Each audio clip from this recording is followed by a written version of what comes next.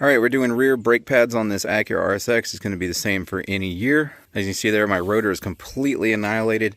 Budget's a little tight right now. I'm going to do all four corners, brand new pads and rotors at a later date this year. But for now, we just need to get a set of pads on here to keep this thing on the road for the moment.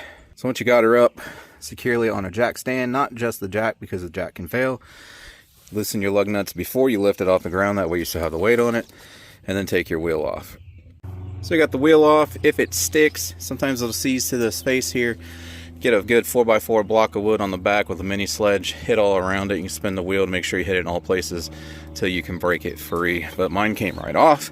So now we need to take the caliper off to do the pads here. So you just got this little bolt here and then a matching one down there. I'll get the size for you. Those are 14 millimeter, which is kind of funny because we just did the front, and the front are smaller. The fronts are 12 mil, but these are 14, at least on this one. Sometimes different parts will have different size hardware, which is why I'm never like, oh yeah, it's this size. I'll tell you what size it is for me, but depends on what brand of caliper and rotor and stuff you go with. You never know what size you're going to get sometimes. But with those bolts out, you can start sliding your caliper free. You're going to just kind of like pry on it top and bottom with a screwdriver, but you saw it moving there. Tap it off maybe, get this off, but don't let it fall and hang from your rubber brake hose. I'm going to set it up on this block. You don't want to let it dangle off of that or fall because it can damage this internally. It'll collapse. Then your fluid won't return properly and you'll have sticking brakes. Now your pads are free at this point, but you just have to get something in there and pry them. You might have to get a little thin flathead screwdriver, hammer it between the pad and the rotor so you can pry them out front and back there. And pay attention to how all this goes on. The orientation of the pads, the orientation of your hardware there, including the one that fell out on me from the caliper up there. That way you know how everything goes back on. If you're installing new hardware, which I do not have, it depends on which brake kit you get. Sometimes they come with it, sometimes they don't. You can just pry them off at this point with the same flathead, snap the new ones back in place, give them just a light film of grease. Same with the new pad ears in the contact patches where it's going to rub on those so they'll slide back and forth nice and easy. But I do not have new hardware. Now if both your pads have this little tang here, it doesn't matter, but if you only have one for each side, you want to put that on the back side where the piston presses, because usually your rear pad will wear out faster, and that's your wear indicator. When the pad gets down to there, that's supposed to touch your rotor and make that famous brake squealing sound to let you know that you're about out of pad and you need to replace your pads.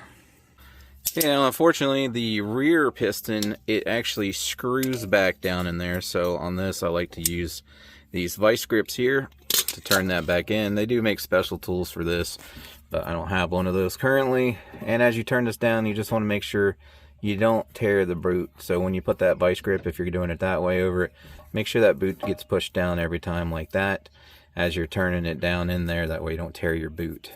And the reason we need to do this, same thing if you're doing a rotor, which by the way, if you're doing the rotor, you need to take this bracket off here. There'll just be two bigger bolts back here. They actually feel about the same size, if not slightly smaller. Anyways, right there, pinky and index for this bracket. Get the bracket out of the way, then you can pull your rotor off. But on these Hondas, Acura, you have to, where is that other one? It is completely buried. Right there, you have to pick that out. And then that one there, you have to pick it out as well. And you're going to want to use an impact screwdriver, which I do have linked, to get those out, because you're not going to be able to get them out with a regular handheld screwdriver. And even if you use an electric screw gun with a screwdriver bit in there, it's just going to round them out most likely. So you want an impact screwdriver for that, which it's a pretty cheap little tool. It's just a screwdriver. It's got a little gear in it. You hit the back of it with a hammer and it snaps those free without rounding them out.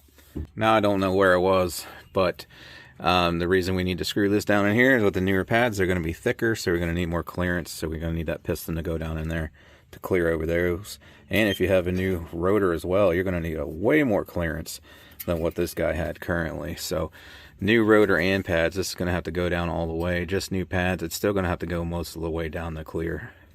So the tricky thing is, I was turning this and it just wasn't going down. I think it actually came out further. You got to press down at the same time that you turn it clockwise to get it to engage the threads or whatever down in there, so it'll actually start to retract inward.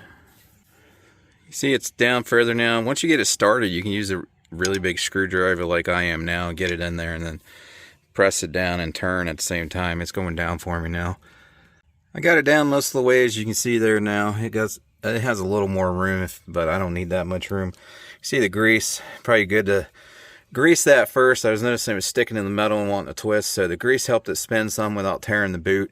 And then also, as it would pull the boot inevitably, even with the grease, I just back it up a quarter of a turn and then go forward again, and then it would unpinch the boot. So I could continue spinning it forward. It just kind of did that back and forth a few times, and then got her down in there without tearing the boot. Easier to show you the front. I already got the back started, so the short side here is going to go in towards your drum like that, and the wide side goes to the wide side of the rotor. I already dabbed that with a little grease like I was talking about earlier. And then probably just start your bottom there, make sure it's pressed down, push down with some force, and then slip it in there, push it against the rotor, and there you go. If these are hanging down even a millimeter, they'll catch, and you'll end up bending that hardware tab there, so you just got to kind of watch it going in there. I was throwing this back on here, and I forgot, if you are so inclined, that's actually pretty slippery in there. There's a grease tube in there with this shaft, and since I'm going to be replacing these soon, and this one's actually springing back, and see how it turns easily, it's still pretty well lubed in there. Yeah, these are still in decent shape. They spin freely. The fronts we just did, they were like, ah, and like super tacky. These ones still have a decent amount of lube, but if you need to lube in there, you can pop these off. You can be careful not to tear that boot, as you can see there. So you can pop the boot away like so. A lot of times they'll be seized up in here. The rubber will be melted to the metal, so be careful not to pull it. But that's what you're looking at there, and you can lubricate that, stick it back in, and then you're done. So if I can find the torque specs, I'll throw it up on the screen for you here, but basically just lightly snug these down. Same with the bracket bolts. They probably go a little bit tighter than these, but not too much tighter because they're not that big like the front ones were. Get my wheel thrown back on. Alright, once you got your wheel torqued down, make sure you do a crisscross pattern, not one after the other in a circle. That way it goes on nice and flush. Otherwise you get the warped rotor symptom. One last step. Put that piston all the way down. The caliper's loose. Yes, my car is dirty. This is my beater that I take to the range, and it's all muddy down there. Right now, if you wouldn't want to even just go drive it right now, because you'd hit the brake and it'd go to the floor. Because you need to get that piston all the way back out against those pads, because we have a void right now. Plus, if you do that, you risk the ABS system thinking that you have a blown brake line. If it goes to the floor all of a sudden like that, it might trick the system into thinking you blew a line, and then it'll cut off. It'll completely shut off the rear brakes in this case, because we're on the rear. So to avoid that, you just want to press this down about halfway and do it nice and slow, like so. There, it already firmed up on me, but you just want to do that a few times until you feel the pedal firm up, and then you're good to go. Again, I might have some of that linked in this description of the video. If this one helped you out, be sure to leave me a like. And like I said, by the end of the year, probably have all 4 corners, new pads, rotors, and all that, and I'm going drilled and slotted, so we'll have that coming up later. This is just temporary for me.